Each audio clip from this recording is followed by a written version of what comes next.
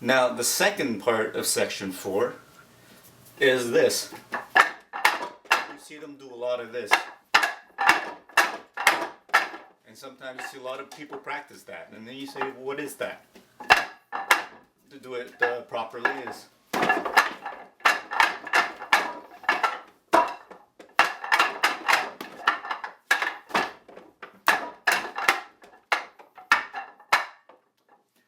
so, is this the left arm? Is this the right arm?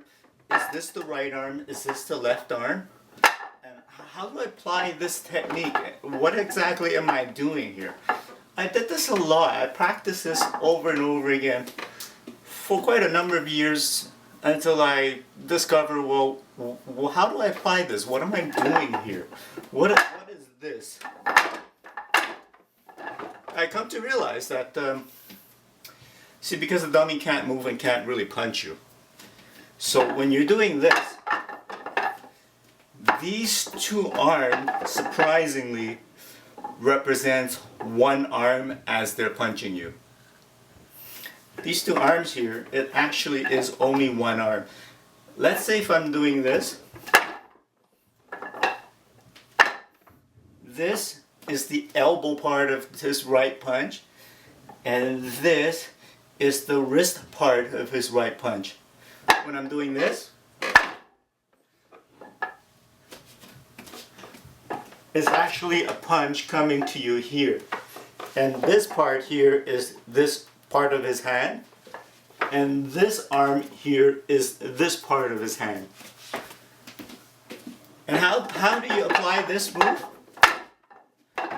This is a slightly distance move.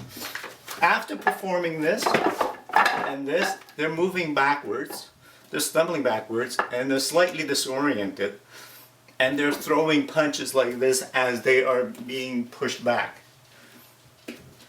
So there is a little bit of a distance here. As they are moving back in this scenario, in this section, they are punching. And as they are punching, as they move back, you are advancing at the same time. And what happens is, in this move, in the first move, is that you are throwing a right. And they are also throwing a right. And what happens, there's a little bit of distance here. This is not Wing Chun distance right now, this is a little bit further. You're throwing a right and they're throwing a right, and what happens is your hand crisscrosses like this. It hits each other. Of course, he's trying to punch you and you're trying to punch him, but your hands cross like that. And in good old Wing Chun, there's no power in your forearm. This is completely loose. Your power is to punch from the elbow. And what happens is, we're trying to punch. As he's moving back and you're moving forward, you cross arms.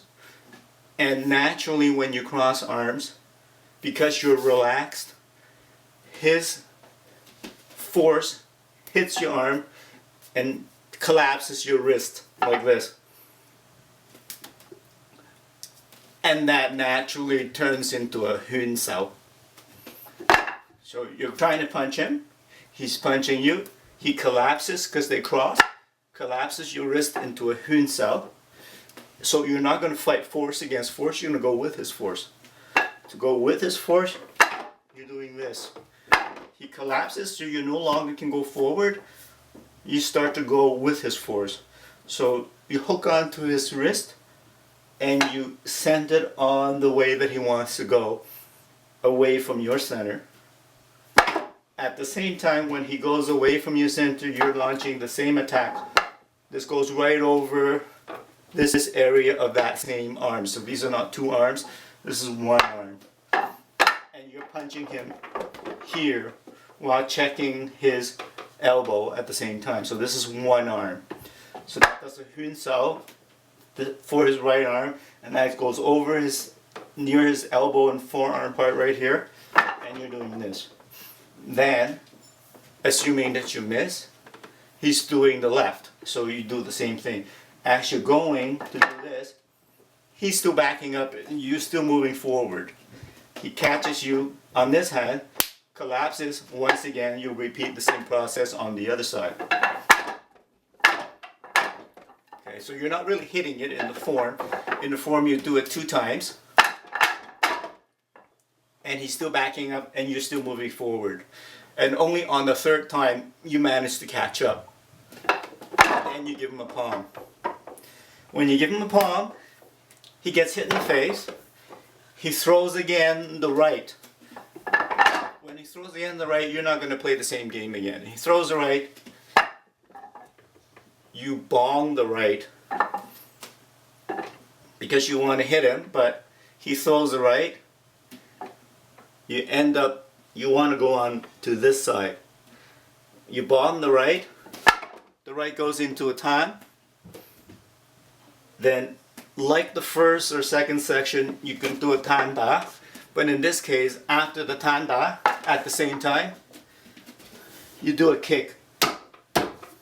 Your kick here is not to kick him. Your kick is a step. I don't know if you can see this, but your kick is actually a step, and you're stepping on his whole knee area down. And that would destroy his complete stand and make him fall to the ground. So once again, to the face because you've caught up to him. Tan da, but you're doing a step. And now it's just repeated. In this case, you do a palm to the center, and then you go to the other hand. And also, it's a step into this stand to make him fall, not a kick.